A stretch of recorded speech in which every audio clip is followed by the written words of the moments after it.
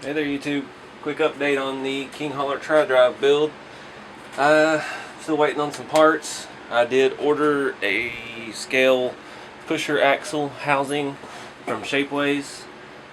That will be here this week. And I did get some micro servos in. I used a high-tech HS81. This is non-metal gear. I use that for the steering. The shifting, and I have an HS81 metal gear as well that I'm gonna use for the pusher. But I've got to wait for that axle to get here before I can start seeing where it's all gonna mount. But I just wanted to show you how we put the shift servo in. Remember, we had to reconfigure all of the front because of the HPI gear reduction unit, and that moved everything up almost an inch, and our dual servo setup in the front would not work. So in the last video we mounted our Savox steering servo to the front bumper mount with some aluminum servo mounts. Still haven't got a servo horn for that. I had one aluminum servo horn, but it won't fit that Savox. It fits the Futaba servos, but not the Savox. And for the mounts over here, I had this hole here was already there for the factory servo mount, and I did have to drill one back here for the second mount. I just used these Tamiya plastic, just factory servo mounts, and I did cut them down a little bit so it doesn't hit the engine up here. I'd flip you over and show you how I did the linkage. It's gonna be hard to see. See if I can zoom in better. Bit. Alright, so you can see I used a factory servo link for the shifting. I think that was off the Mercedes that I used to have, and it already had a little bend in it, so I went ahead and bent it a little more, kind of an S shape. And our micro servo sits right there. It barely sticks down past the bottom of the rail. It's almost, actually the wheel on there sets pretty flush with the bottom of the rail. And yeah, I won't be able to try it out until my electronics get here. I did get me a 6-channel radio setup. We'll talk more about that once it gets here. Yeah, that's not the metal gear servo. I think that'll be plenty of torque for the shifting functions. I'll just have to try it and see. If not, I'll swap that metal gear one in there. It has a good bit more torque. Can't remember what the actual ratings are on these. The metal one is 36 ounce, and the non-metal one is 36 ounce. Okay. So they're the same. So hopefully they work. Just have to try it. Not much else to update you on. I did paint the engine housing again. Gave it a new fresh coat of Cummins red.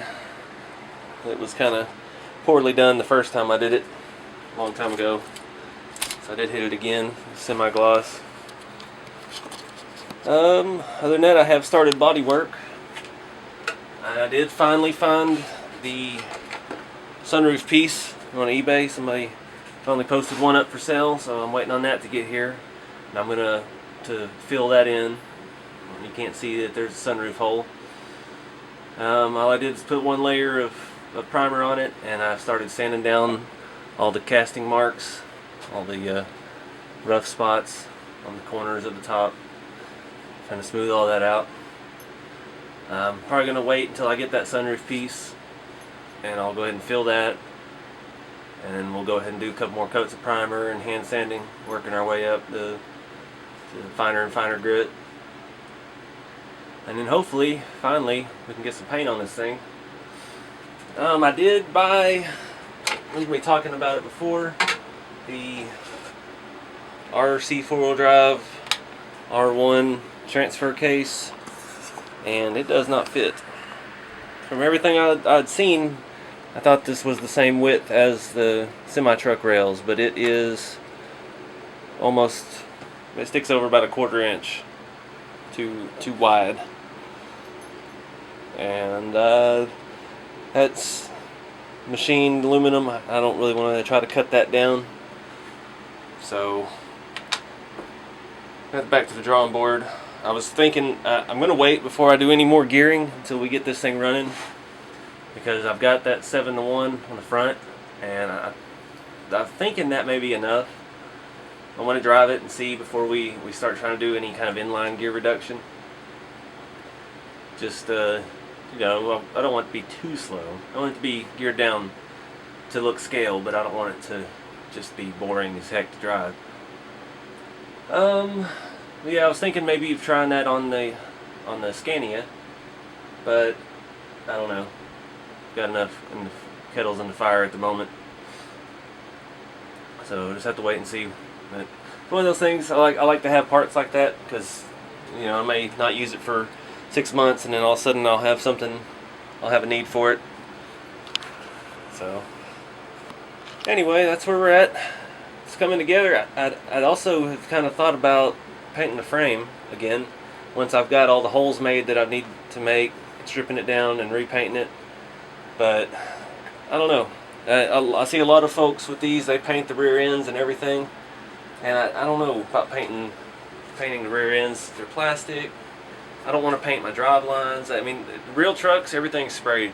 I mean, they cover up chrome like the steps, and the engines aren't in it yet. But all of the rear suspension, the cross members, all the plumbing, hoses and wires, they're all painted with the chassis, one color. So I don't know. We'll just have to wait and see. Once we get it all wrapped up and running, we'll see where we're at.